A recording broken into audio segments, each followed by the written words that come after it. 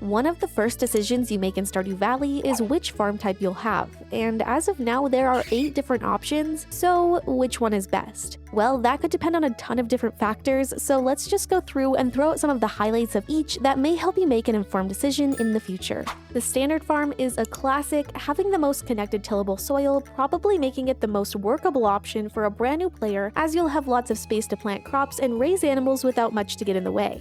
The Riverland farm may just be the worst option for almost any player, but it somewhat redeemed itself in Update 1.6, as you now start your game with a free fish smoker, which will definitely be a help to your profits. The forest farm is a huge fan favorite, and this is likely for a few reasons. It sits in about the middle when speaking about usable tiles, however it does have the least tillable tiles, but this untillable space is home to many berry bushes, renewable stumps for hardwood, and seasonal forage items, which can be a huge advantage when completing the community center, for example. The Hilltop farm is one I don't see many talk about, and this could be because everything is just kind of okay. There's a mining section on the left that can be useful, but it's nothing to write home about. I would say its biggest positive is simply that the terrain is pretty unique but still workable. The wilderness farm spawns monsters at night, including wilderness golems, which could be beneficial if you're really hoping to find the rare living hat, but the farm as a whole is fairly middle of the road once again, with the number of usable tiles being average and the cliffs in this large pond breaking up the farming space.